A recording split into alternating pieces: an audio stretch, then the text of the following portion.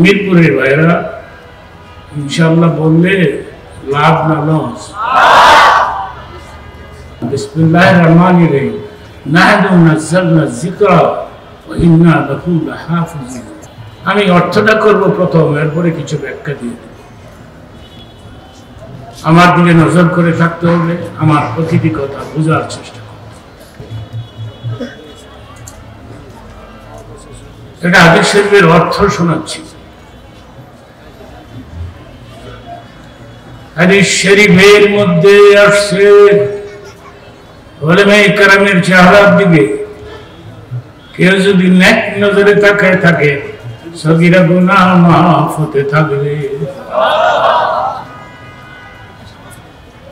হুজুরদের চেহারার দাম কত? এক শ্রেণীর লোকেরা আমাদের কাঠমুল্লা কয়, আমগুলো কাঠ দিয়ে বানাইছে। কাঠ দিয়ে বানাইছে, আমি আগেই বলেছি লম্বা ওয়াজ করা আমার পক্ষে সম্ভব নয়। হিদায়াতের জন্য বস্তা ভর্তি ওয়াজের কোনো দরকার নাই। দুই বান্ধবী একসাথে ইউনিভার্সিটি থেকে লেখাপড়া শেষ করেছে। একজনের বিয়ে হয়েছে ইংরেজি অফিসারের কাছে, আরেকজনের বিয়ে হয়েছে হুজুরের কাছে। অনেক বছর পরে দোনোজনের সাক্ষাৎ হয়েছে। কেমন আছো? তুই কেমন আছো? হুজুরের কাছে যে বিয়ে হয়েছে, ও মহিলা কয়, দোয়া করিস আমার একটা পোলা হয়েছে। এটা শুই না ইংরেজি শিক্ষিত অফিসারের বউ কয়, এটা কস কি? তোর না হুজুরের কাছে বিয়ে হয়েছে। দুনিয়াটা কিয়ামত করে হয়েছে। আমরা বিয়ে শাদী করতাম না, বাচ্চা টাচ্চা লাগতো না বলো। আমাদেরকে তো মানুষই মনে করে না।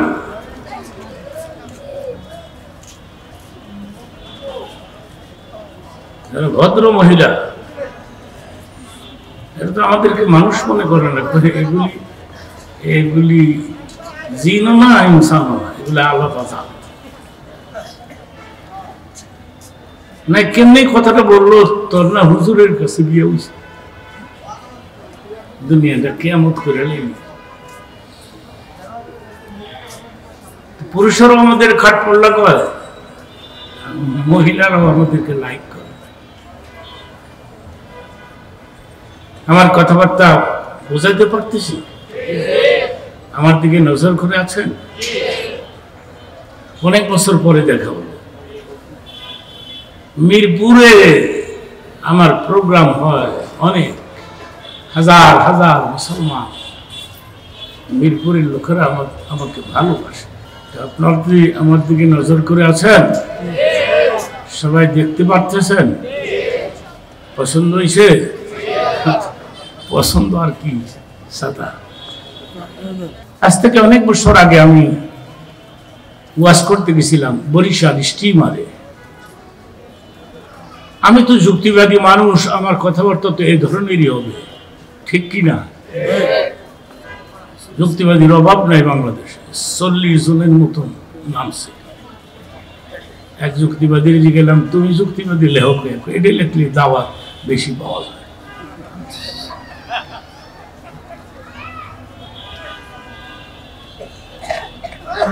স্টিমার যখন ঘাটিকে থামছে, তখন দেখলাম 25-30 জন লোক নিশান হাতে করে আসছে, আমাকে ওয়েলকাম দিয়ে নিয়ে যাবে। যুক্তিবাদী জিন্দাবাদ, ফালনা তাল্লা জিন্দাবাদ, এগুলি কইব। কিন্তু আমি স্টিমার থেকে নেমে ওদের সামনে চলে গেছি, কিন্তু তকবির দেয় না। আমার এই জায়গায় হুজুর যুক্তিবাদী আইছে, মেজাজটা কত খারাপ। যুক্তিবাদীর চিনস্তা তুই কেলে গাইছ, এ হলো আমার অবস্থা। এখন তো একটু কাটিং ফাটিং ধরছি, সব বক্তারা যখন ধরছে আমিও ধরছি। চিন্তা করে দেখছি, কাটিং না ধরলে মানুষ দাম দেয় না। মিরপুরের বাইরে আমি আপনাদেরকে জিজ্ঞেস করি, আপনাদের কি পছন্দ হয়েছে আমাকে?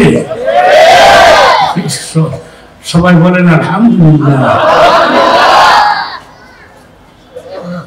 হাদিস শরীফের মধ্যে আসছে উলামায়ে কেরামদের চেহারার দিকে নজর করে থাকলে সগীরা গুনাহ মাফ হয়ে যায়। সুবহানাল্লাহ, এত আসতে এটা হাদিসের অর্থ করলাম।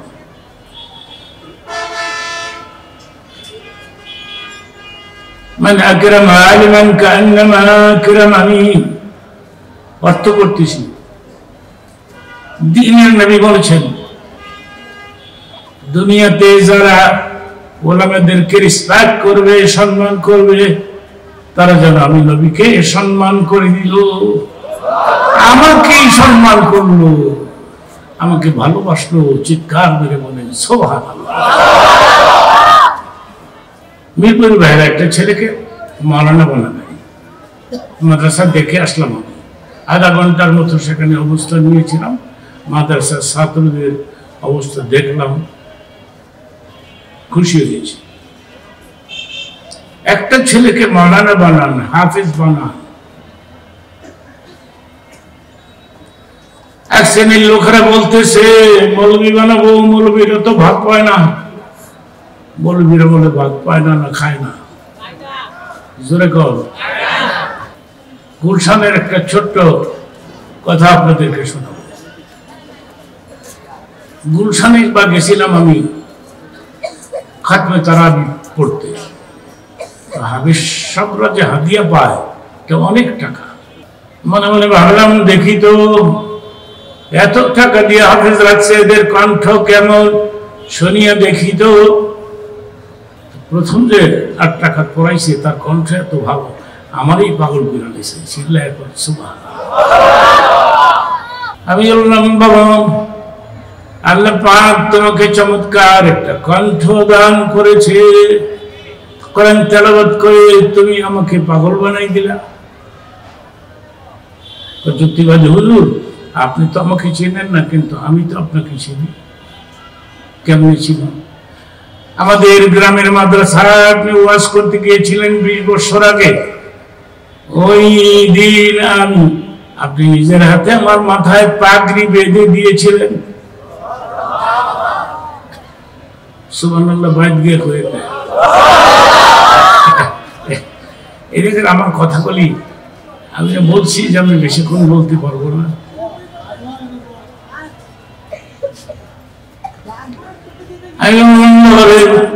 ওই দিন তো আমি তোমার তেলাওয়াত শুনি নাই, কিন্তু তোমার কণ্ঠ তো চমৎকার। আচ্ছা বাবা, এই আমি একটা মসজিদ করেছি যাত্রাবাড়িতে, মৌলানা বেলালি দেখছে মসজিদরা নামাজ পড়ছে, এয়ার কন্ডিশন লাগাই দিয়েছি আমি, মুসল্লিরা নামাজ পড়ে। আমি বললাম বাবা তুমি কি আমার মসজিদে একবার যাইবা? আমি গুলশানের লোকেরা যে হাদিয়া দেয় এর চেয়ে ডবল দিব। 2 লাখ টাকা দেয়, তা আমি 3 লাখ দিব না। হুজুর আমার মন চায় আপনার সার্ভিস দেই। এই একটা কথা বুঝতে গিয়ে বাদ দিলে চলবে না। হুজুর আমার মন চায় আমি আপনার পেছনে সার্ভিস দেই, কিন্তু রে গুলশানের লোকেরা যে আমাকে ছাড়ে না। আমি যদি আমি থাকবো না, 10,000 টাকা বেতন বাড়ায় দেয়। আমি যদি আবার নোট করি আরো 10,000 বাড়ায় দেয়। আমি তাহলে তুই এক কাজ কর, তুই খালি নোট করতে থাক। মৌলবীরা বলে বাপ পায় না। এটা একটা ভুল কথা, ঠিক কিনা বলেন?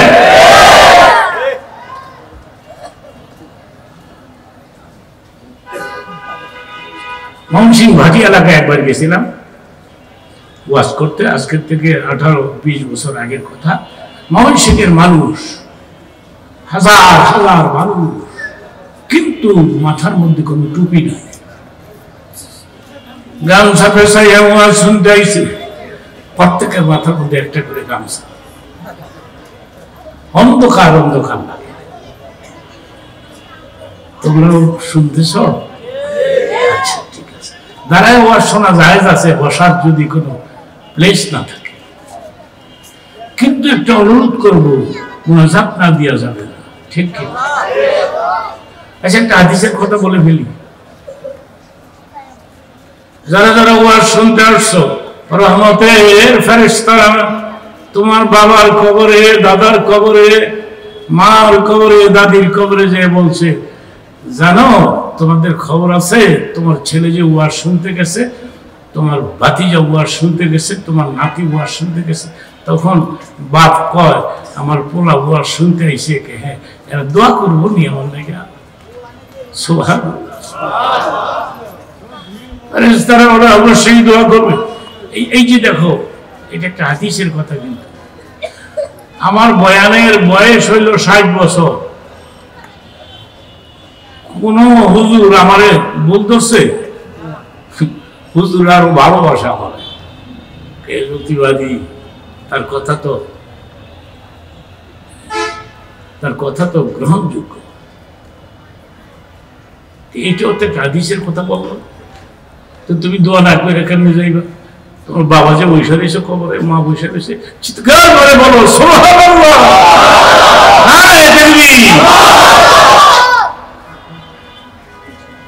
এই জন্য তুমি দোয়া না করে যেতে পারো।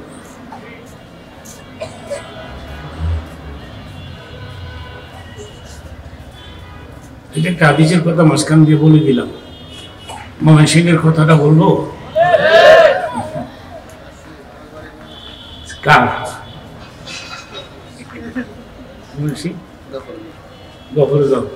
আচ্ছা, ভালো। শোনেন, এত রূপ পাগড়ি পেশায় আইছে, ছবি না।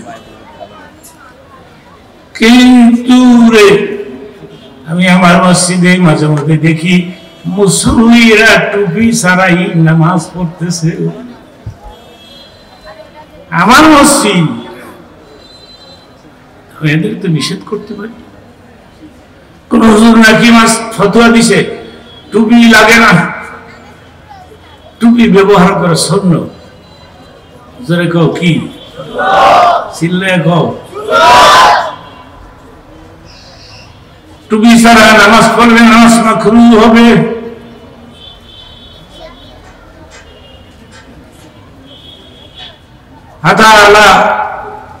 হাতা ছাড়া কাটা গেঞ্জি নামাজ পড়লে নামাজ মাকরুহ হবে। আমার এই কথাটা তোমরা আমল করবা। যুক্তিবাদী কয়ে গেছে এই টুপির দোকান অভাব আছে না, দামি, সবচেয়ে দামি টুপি মাথায় ব্যবহার করবা। একটা হাদিসের কথা বলবো, সবই তো হাদিসের কথা। মাঝখান একটা হাদিসের কথা বল। মানুষ মরে গেলে যেই রুমে মারা গেল, ওই রুমে আল্লাহ পাক ফেরেশতা পাঠায় দেয়। ফেরেশতা যা যা কে দেখো তো আমার বান্দার রুমের মধ্যে কি কি জিনিস আছে, একটা রিপোর্ট আমাকে দিয়ে দাও। সুবহানাল্লাহ। যে রুমে ছিলেন ফেরেশতারা এসে দেখে টুপি আছে, তাসবিহ আছে, কোরআন শরীফ আছে, হাদিস শরীফ আছে। সুবহানাল্লাহ বলো। এই জিনিসগুলি পাইছে আল্লাহ। তোমার বান্দার রুমের মধ্যে এইসব জিনিসগুলি পাইলাম। তখন আল্লাহ বলে, ও ফেরেশতারা, ফাফরিশু ফিল জান্নাহ, আমার বান্দার কবরে জান্নাতি বিছানা বিছায়া দাও। নারে তাকবীর, চিল্লায় কর নারে তাকবীর। কতক্ষণ ধরে কথা বলতেছি, আরো কিছুক্ষণ বলবো। কষ্ট হচ্ছে না তো? এই যে বলছি না, মা বাবা অপেক্ষায় বসে রয়েছে কবরে, তোমার পোলা আমার নাতি ওয়াজ শুনতে গেছে, দোয়া করবো নি ফেরেশতারা বইলাইছে দোয়া করবো। এই জন্য তুমি দোয়া না করে আউট হতে পারো না।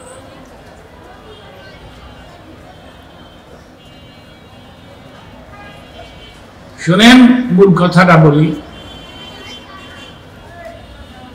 এক স্বামী বিলের থেকে বড় একটা কই মাছ পাইছে, অনেক বড় পুরানা কই মাছ।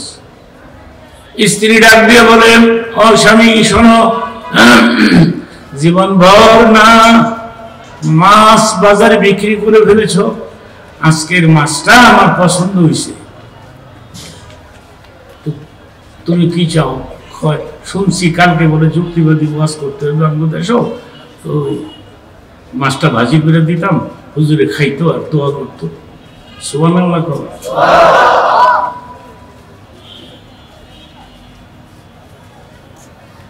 স্বামী কয়, হুজুরের নাম রইসদ দিয়া ছেড়ে দিলাম তোরা, অন্য কোনো পুরুষের নাম যদি লইতেই তোরা ভিজাইতাম। বফিটান এলে যারা আলাদা লাঠি বানাইছে, সেগুন কাঠের মুডা লাঠি, এটা ওয়ালের মধ্যে চুলাই থুয়ে কয়, স্ত্রীরে কয় এটা তোর লেগে বানাইছি, সকালে বিকালে 2 বার জিয়ারত করিস। যুবক বাবারা, বউ পিটানো জায়েজ নাই, চিল্লায় বলো কি নাই, চিল্লায় কও কি নাই। মহিলারা খুশি হয়েছে, মহিলারা এই যুক্তিবাদী এতদিন পরে আবার করতে হবে, বউ পিটানো জায়েজ নাই। আমি ওদিকে যাচ্ছি না, মূল কথাটা শেষ করতে চাই। জীবনভর মাছ বাজারে বিক্রি করেছ, এইটা ভাজি করে দেই, যুক্তিবাদী নিয়ে দিতা, দোয়া করতো, ভাজি কইরা লই আইছে।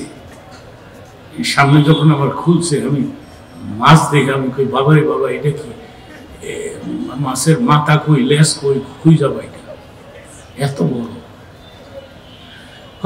আমার বিবি আপনাকে অনেক ভালো জানেন, এইটা বাজারে বিক্রি করলে 1000-2 টাকা বেচতে পারতাম, কিন্তু আমার বেগম বলছে ভাজি করে দিতে, আপনি খাইতেন না, দোয়া করতেন, আপনি দোয়া করতেন। ওই মহিলা মারা গেছে কিছুদিন আগে, আমি শুনছি মারা গেছে, তখন আমার চোখে পানি আসছে, আমি দোয়া করেছি, আল্লাহ মহিলাকে তুমি জান্নাতুল ফেরদাউস দিয়ে দাও। পুরুষটাও মারা গেছে। এই ওয়াজটা ভাইরাল হয়ে গেছে গোটা পৃথিবীতে, যেখানেই যাই প্রথমে কই মাছ দেয় আমার, কই মাছের ওয়াজটা করছি না, এত বড় কই পাইব কই, ছোট সাইজ, স্মল সাইজ, বলবিরা বলে ভাগ পায় না। এটা ভুল, ফালতু ধারণা, এটা করবেন না। আপনি যদি প্রমাণ করতে পারেন, মিরপুরের ভাইরা, পৃথিবীর কোন দেশে একটা হাফেজ না খেয়ে মারা গেল, একজন মাওলানা না খেয়ে মারা গেল, আমি মাইকের সামনে আর বসবো না, আর কোনোদিন কথা বলবো না। বলো ঠিক কিনা?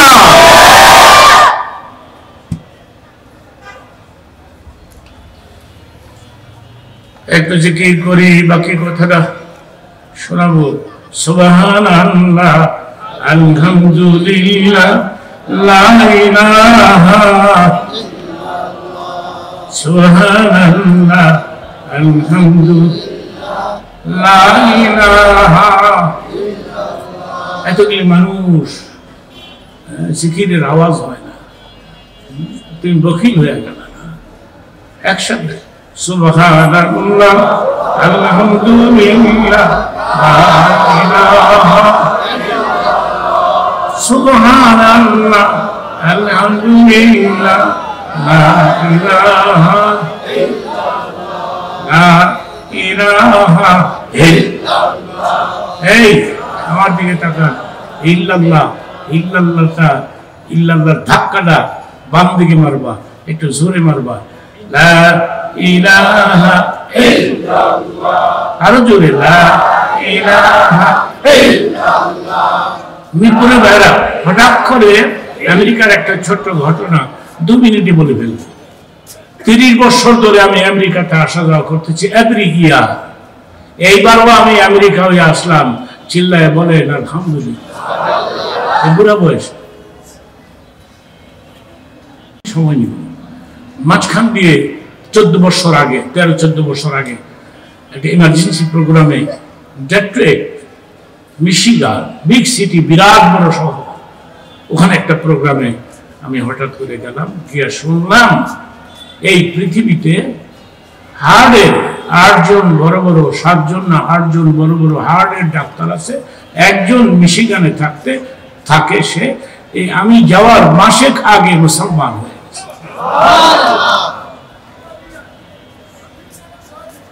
আমার আবার বাম দিকের বুকের বাম দিকে একটু পেন হয়, ব্যথা হয় আমার। মনে মনে ভাবলাম, হাই রে, হার্টের এত বড় ডাক্তার, অ্যাপয়েন্টমেন্ট নিয়ে যাই, বুকটা একটু দেখাই যাই। ফর্মের মধ্যে লিখছে মাওলানা মীর হাবিবুর রহমান, যুক্তিবাদী মুক্তিবাদী সোনালী। লেখলো বেটা বুঝে না, মীর হাবিবুর রহমান মাওলানা। এই ফর্মটা সে হাতে নিয়েছে, আর আমিও ঢুকছি, তখন বলতেছে মাওলানা welcome, sit down please. Maulana, are you মাওলানা, তুমি কি মাওলানা? আমাকে প্রশ্ন করতেছে। আমি বললাম ইয়েস। আরে রিড দ্য হোলি কোরআন, তুমি কি কোরআন পড়েছ? আমি বললাম ইয়েস। কোরআন যদি পড়ে থাকো রে মাওলানা, তাহলে কেন আসছো বুক দেখাইতে? এই বুকে মেডিসিন তো কোরআনের মধ্যে আছে।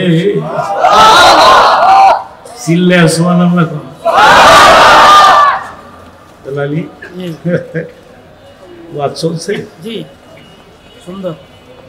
যুক্তিবাদী মারা গেছে, অনেকে করে মরে গেছে, আরেক বেটার মরা লাশ আমার দিয়া কামনা হয়, যাতা মানুষটারে মাইরা নাই। মিরপুরে এখনো আজ কম হয়, মাঠ নাই, রাস্তা নাই। এটা কেমনি পারমিশন হয়ে গেল? চিল্লায় বলেন আলহামদুলিল্লাহ। 15-20 মিনিট সময় লাগবে, কষ্ট হবে না তো? কথাটা তুলে ফেলেছি। আর একটা হাদিস পাঠ করব, হাদিসের ব্যাখ্যা দিয়ে শেষ করব, তারপরে মাওলানা তুমি কোরআন পড়েছ? আমি বললাম ইয়েস। কেন আসছো? কোরআনের মধ্যেই তো হার্টের ঔষধ আছে। আলা বিযিকরিল্লাহি তাতমাইন্নুল কুলুব। মাওলানা তুমি একটু জিকির কইরো সকালে বিকালে, তাহলে তোমার হার্ট মজবুত থাকবে। চিল্লায় সুবহানাল্লাহ কর। কি দেশে আইলাম রে, সুবহানাল্লাহ কয় না, চিল্লায় কর সুবহানাল্লাহ। সুবহানাল্লাহি তামালাউল মিজান। এটা হাদিস থেকে, এটা বিশুদ্ধ হাদিস। এই পৃথিবীতে অর্থটা করতেছি, এরপরে দেখুন সুবহানাল্লাহ কত জোরে বাড়ায়। অর্থটা করতেছি এই পৃথিবীতে।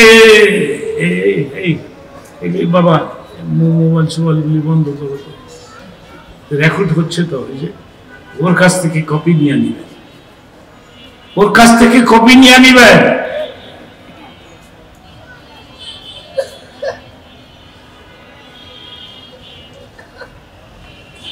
কেউ যদি সুবহানাল্লাহি তামালাউল মিজান, এই পৃথিবীতে যারা বেশি বেশি করে সুবহানাল্লাহ পাঠ করবে, কিয়ামতের দিন মিজানের পাল্লা ওদের ওজনকে ভারী করে দেওয়া হবে।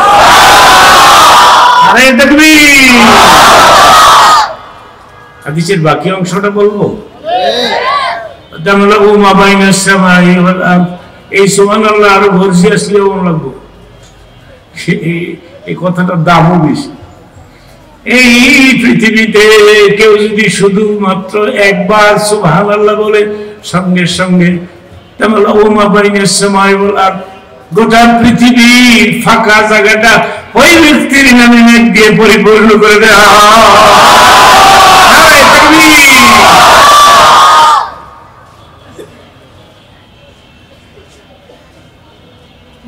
এই বললাম ডক্টর, এই তুমি যে টুকরাটা পড়ছো ওইটাকে আমি পইরা তোমার শোনাবো? কইয়াস তো এটা তো সুর ধরে না, আমি একটু সুর দিয়া শোনাইলাম। আলা বিযিকরিল্লাহি তাতমাইন্নুল কুলুব। শোনার পরে কে মাওলানা ভেরি টেস্টি। তুমি একটা ছোট্ট সূরা আমাকে তেলাওয়াত করে শোনাইবা। আমি সূরা ইখলাস তেলাওয়াত করে শোনাইলাম। শোনার পরে ডাক দিয়ে বলে, মাওলানা ভেরি টেস্টি, এত সুন্দর সূরা ইখলাস তেলাওয়াত করে শোনাইলাম। তুমি জানো আমার ভিজিট কত? আমি কই $500। তুমি আমার কোরআন তেলাওয়াত করে শোনাইছো না, এই জন্য $250 আমি তোমাকে কনসিডার করব। সুবহানাল্লাহ, জোরে বল। কোরআনের তেলাওয়াত শুনবে না, ওখানে $250 মাফ করে দিছে আবার। মনে হয় আইরে আরেকটা সূরা যদি পড়তাম না, কোরআনের মাহমুদ। কিন্তু রে ঘটনা তো শেষ, কিন্তু রেজাল্টটা কি? এখন রেজাল্ট শোনাবো আপনাদেরকে, এরপরে সুবহানাল্লাহর পজিশনটা দেখব। কিন্তু রে এরপর থেকে আমার বুকের বাম দিকে যদি পেন হয় 10-12 বার ইল্লাল্লাহ ধাক্কা মারি, এক জরনা ব্যথাও থাকে না।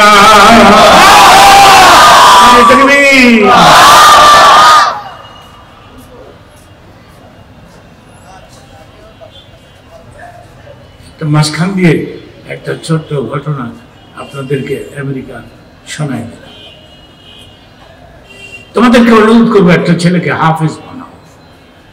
সৈয়দপুরে এয়ারপোর্টে আমি বসাছিলাম, বিমান ছাড় চলাফেরা করি না, আমি বাইরে উঠে যেতে পারি না, কষ্ট হয়। আপনাদের মাদ্রাসায় 4 তলায় উঠতে আমার কষ্ট হয়েছে। ছাত্ররা দইরা বইরা মোতামিম সুদ্ধা আমার দইরা লুলার মতন টাইনা টাইনা উপরে উঠেছে। চেয়ারে বসাই দিলে আমি কিছুক্ষণ কথা বলতে পারি, কিন্তু হাঁটতে পারি না।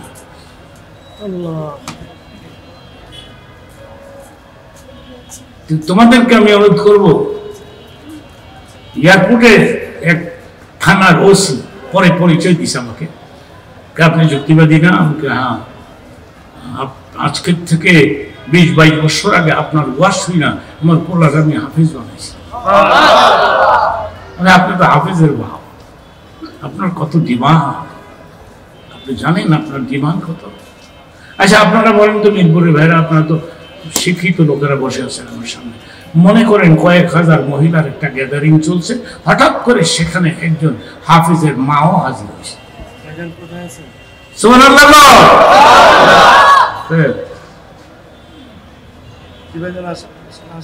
জি,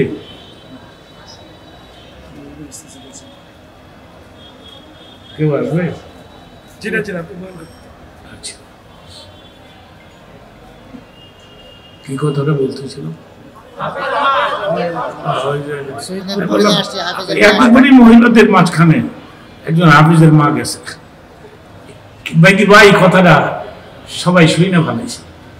সমস্ত মহিলারা মিটিং ত্যাগ করে হাফেজ সাহেবের মার কাছে এসে, আপনি হাফেজের মা, আপনার এই গর্বে হাফেজ বহন করেছেন, আজকের এই মিটিংয়ে আপনি সবচাইতে দামি,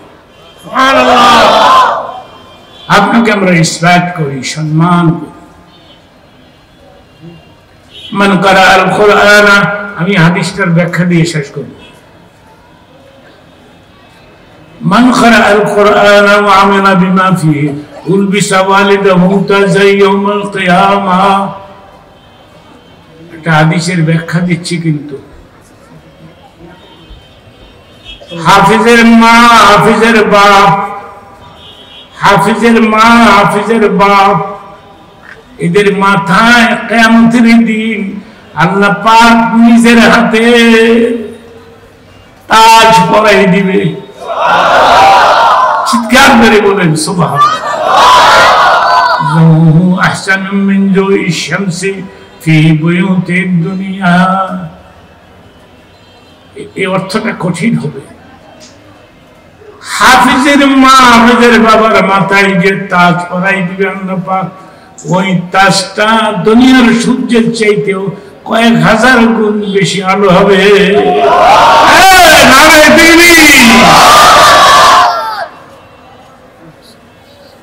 আমি একটা উদাহরণ দিচ্ছি, পরে আমি হাদিসের সাথে মিলাই দিব না, একটা উদাহরণ দিচ্ছি। জারবুল মিসাল, ফর এক্সাম্পল, গ্রামে থাকে এক লোক, মূর্খ মানুষ, জায়গা জমি বিক্রি করে, খেয়াল করে বুঝবেন, পরে আমি হাদিসের সঙ্গে মিলাই দিব।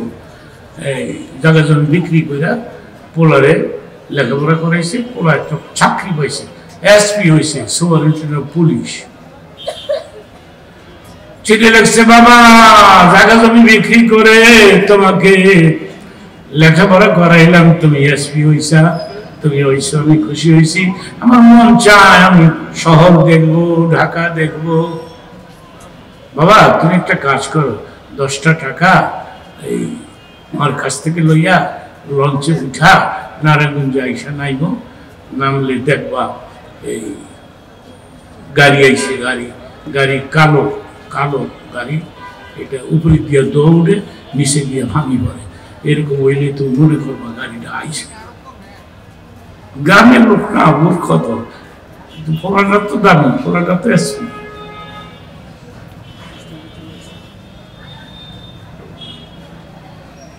সকালবেলা আগের দিনে টিটি আসিল না, টিটি পোশাক কালো আসিল না, এক টিটি পেশাব করতে বসে সিগারেট হাতে লইয়া, সিগারেট দুয়া উপরে দৌড়তেছে, নিচে পেশাব করতেছে, মনে করে গাড়ি বোধহয় যায় না।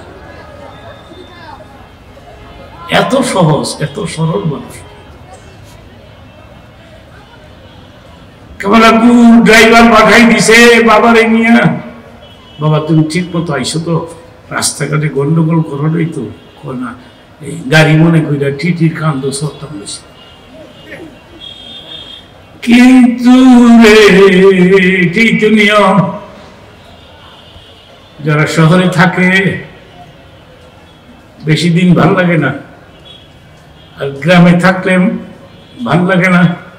ডাক দিয়ে বলে, বাবা আমার শ্বাস নিঃশ্বাস বন্ধ হয়ে আসতেছে, বাবা জলদি করে তাড়াতাড়ি আমাকে দেশে পাঠায় দাও। ড্রাইভারকে ডাক দিয়ে বলছে, ড্রাইভার আমার বাবারে কমলাপুর স্টেশনে, আমি একটা এক্সাম্পল রাখছি, পরে হাদিসের সঙ্গে মিলাই দিব। সুবহানাল্লাহ, অপেক্ষা করে এসপি পার্সোনাল একটা পেডের মধ্যে নিজের বাবার অ্যাড্রেস ঠিকানা দিয়া, নিজের সিল সাপ্পর দিয়া, বাবা এই সুতাটা তুমি তোমার পকেটের মধ্যে রাখো, রাস্তাঘাটে বিপদ হইলে সুতাটা বার করো।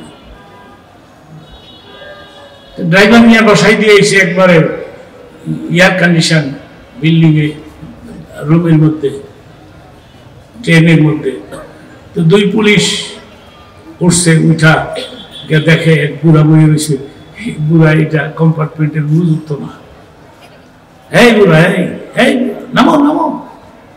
বুড়া কয় আমি নামি না। টিকিট আছে? আমার টিকিট লাগে না। বুড়ার পাওয়ার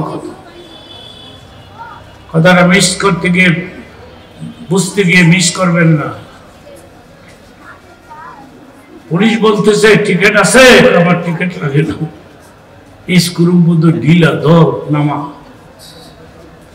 ঠিক তখনই ডাক দিয়ে বলছে, পুলিশ এই যে দেখো এই জুতার মধ্যে আমার পরিচয় আছে। সুতা নজর করে পুলিশ দেয়, এটা এসপি সিল সাপ্পর মারা। এক পুলিশ আরেক পুলিশের কিরে এনে দাঁড়াবি না দৌড় মারবি, ভাগবি না পালাবি না কোনটা কোন। পুলিশ ডাক দিয়ে কয়, চাচা চা খাইবেন? চা খাইবেন? আমি চা খাই না। একটা পান দিই, পান আমি খাই না। পানও খাইতো না, চাও খাইতো না। এই চাও খাইতো না, পানও খাইতো না। পুলিশ ডাক দিয়ে বলে, বাবা চাচা বুঝতে পারি নাই, চলেন যাই, আপনাকে নিয়ে যাই। কোথায় নিয়ে যাই? চলেন লঞ্চে উঠাই দিয়ে আসি আপনাকে। নারায়ণগঞ্জ থেকে, ঢাকার থেকে নারায়ণগঞ্জ পর্যন্ত পাহারা দিতে দিতে লঞ্চের সারেগের পাশে বসাই দিয়ে কয়, সারেক এটা এসপির বাবা গ্রাম সোজা লঞ্চটা থামায়া নামাই দিও, লঞ্চ থামায়া নামাই দিও। সুবহানাল্লাহ। আসতে দেন না, আসেন, আপনার চেয়ার রেডি আছে, অসুবিধা নেই। অনেক বুজুর্গ মানুষ, বহুত বড় শিক্ষিত এবং পণ্ডিত, তিনি আসছেন।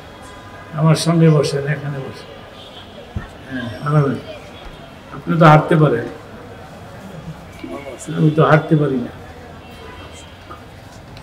আমার একজন প্রিয় মানুষ, শিক্ষিত, ভদ্র, চিৎকার করে বলেন মারহাবা। নারে তাকবীর।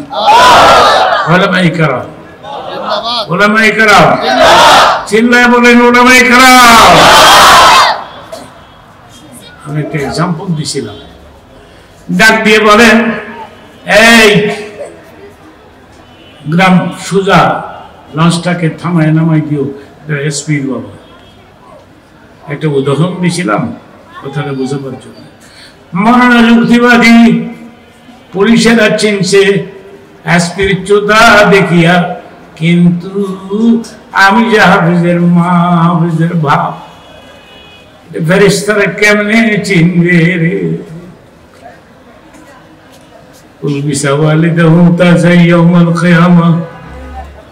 আল্লাহ পাক নিজের হাতে হাফিজের মা, হাফিজের বাবার মাথায় তাজ পরাই দিবে। এই তাজটা দেখার সঙ্গে সঙ্গে ফেরেশতারা মনে করবে এটা হাফিজের মা, এটা হাফিজের বাপ। চলেন যাই আপনাদেরকে জান্নাতুল ফেরদাউসে পৌঁছে দেই। আল্লাহু আকবার। একটা ছেলেকে হাফিজ বানাও, একটা ছেলেকে মাওলানা বানাও।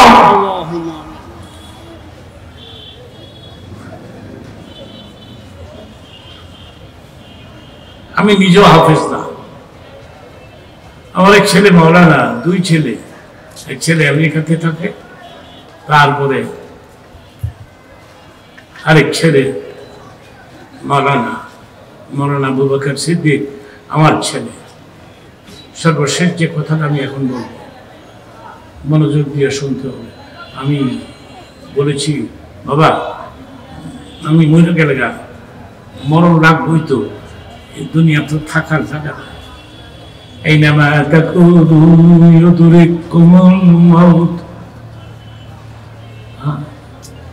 কই বাবা, এইটার ব্যথার বাগার জায়গা কই? যেন যাইবা হ্যাঁ নিয়ে আসবেন, তোমার ধরবো, ঠিক কিনা বলো? চিন্তায় বলো।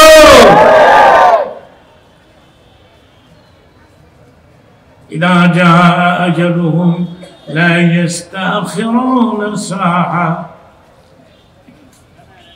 একটা সেকেন্ড লাগবে না, একটা সেকেন্ডের মধ্যে। বাবা আমি মরে গেলে গা, মরতে তো হইবই, তো আমি মৃত্যুকে ভয় পাই না। মনোযোগ দিয়ে কথাটা, আমার ফিনিশিং শেষ কথাটা বোঝার চেষ্টা করবেন। বললাম বাঁচতাম না তো, মরণ লাগবো, তো আমি মৃত্যুকে ভয় পাই না। আমি আমি আমি কবরকে ভয় পাই, কবরকে ভয় পাই। কবরে আমার অবস্থা কি হবে? মনকে নকির আমাকে কোশ্চেন করবে, প্রশ্ন করবে। তিনটি, জোরে কোন কয়টি? চিল্লায় বলেন কয়টি?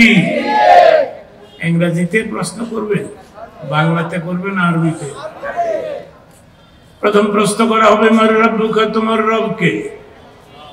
উত্তর দেন, রবকে। চিল্লায় বলেন রবকে। ওয়া দীনুকা, তোমার দিন কি? আমার নবীকা, তোমার নবীকে? হঠাৎ করে একটা কথা মনে হয়ে গেল আর কি। এই 4 থেকে 5 মিনিট সময় লাগবে, আমি কথাটা আপনাদেরকে শোনাচ্ছি, মনোযোগ দিয়ে শুনতে হবে।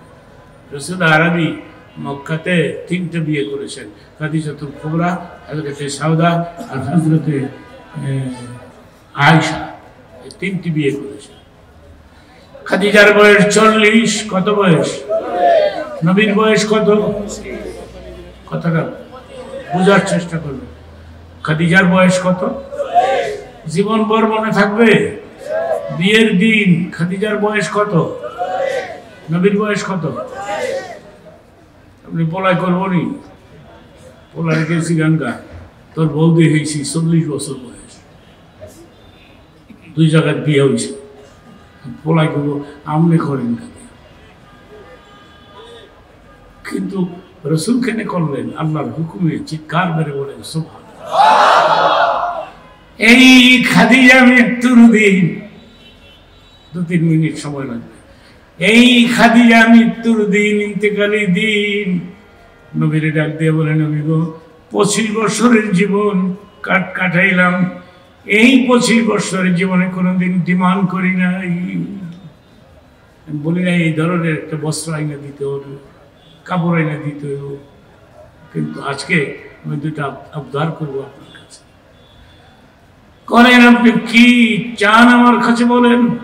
খাদিজা রে, আপনার কোটি কোটি টাকা আমি 2 হাতে খরচ করেছি ইসলামের জন্য, আপনি কি চাবেন? প্রথম চাওয়া হলো আপনি যে চাদর ব্যবহার করবেন, ওই চাদর দিয়ে আমার মৃতদেহ আবৃত করে নিজের হাতে কবরে আমার লাশ নামাই দিবেন। আর মিয়া কি চাওয়া চাইছে?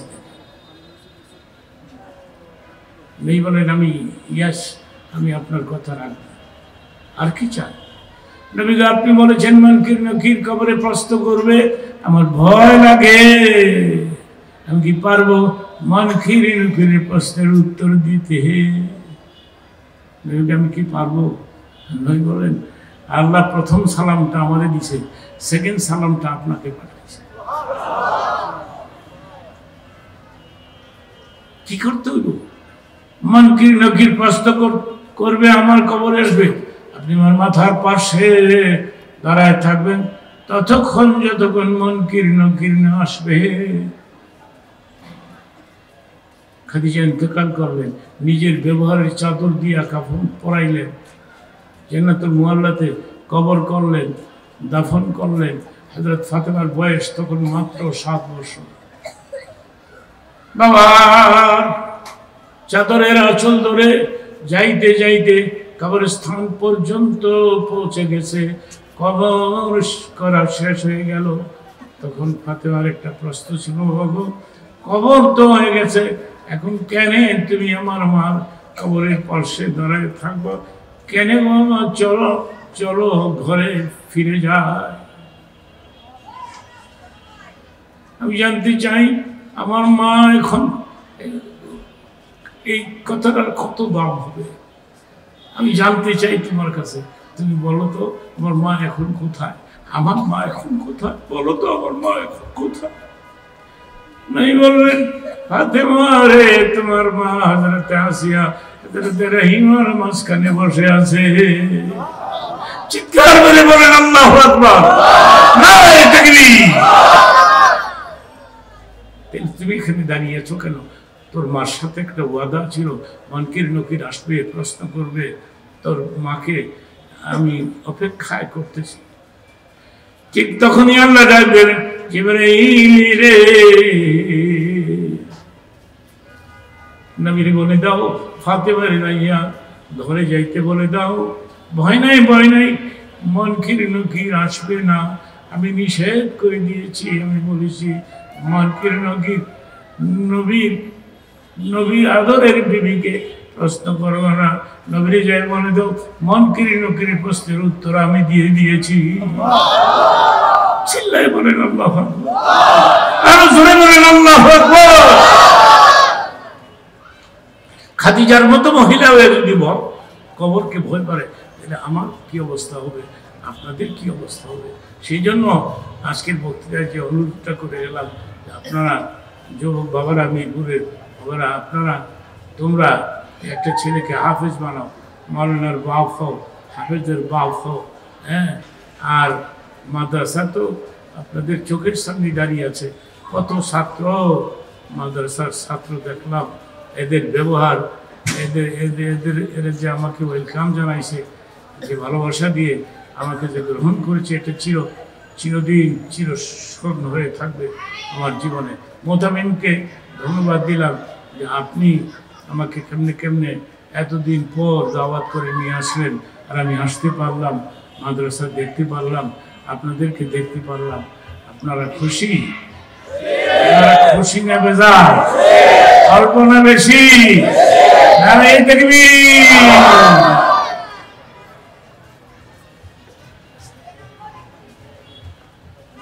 একটা ছেলেকে হাফিজ বানান, একটা ছেলেরে মাওলানা বানান। এই ছেলে জানাজার নামাজ পড়াবে, আপনার কবরে কোনো আযাব থাকবে না। আরো জোরে বল, ছেলে ছেলে। আরে আমি কয়েকদিন আগে একবার দেখলাম কোথায় প্রোগ্রাম করতে গিয়ে, এই আপনার এই 12 বছরের ছেলে 1 বছরে কোরআন শরীফ কণ্ঠস্থ করে ফেলেছে। কি আশ্চর্য! নাহনু নাযালনা যিকরা ওয়া ইন্না লাহু লাহাফিজুন। যে আয়াত দিয়ে স্টার্ট করছিলাম, এই হাফিজ সাবরি দিয়ে কথাটা শেষ করতে চাই। এইটা এই 12 বছরের পোলা 1 বছরে কেমনে হাফিজ হইল? আমার দিকে তাকার, এত বড় মোটা ভলিউম কোরআন শরীফটা, এটা 1 বছরে এই বাচ্চা কেমনে মস্ত করবো? এটা কে করাইলো? চিল্লায় কে করাইলো? পৃথিবীর 50টা না 52টা দেশকে হারাইয়া আমার দেশের ছেলে প্রথম পুরস্কার দিয়ে এই দেশে ফিরত আসছে, তাও অল্প বয়স। এই এতগুলি দেশকে হারাইয়া ফেলাইছে। কাজে আমাদের দেশে মাদ্রাসার কোনো অভাব নেই, ভালো ভালো মাদ্রাসা আছে, ঠিক কিনা? আপনি আপনি যেখানে থাকেন সেখানেই মাদ্রাসা আছে। আর এখানে আশেপাশে যারা আছেন, আপনারা ছেলেটাকে মাদ্রাসায় দিয়া মাওলানা বানাইবেন। আমি আশা করি মাদ্রাসার প্রতি আপনাদের দরদ থাকবে, আপনাদের ভালোবাসা থাকবে। একটু জিকির করি, সুবহানাল্লাহ, আলহামদুলিল্লাহ, লা ইলাহা ইল্লাল্লাহ, সুবহানাল্লাহ। কালেকশন লাগবে না তো? কালেকশন নাই তো? হ্যাঁ, হাজার লোক। কোথায় যাও? গাদা কিনতে যাই। ভালো কথা তো ইনশাল্লাহ বলো।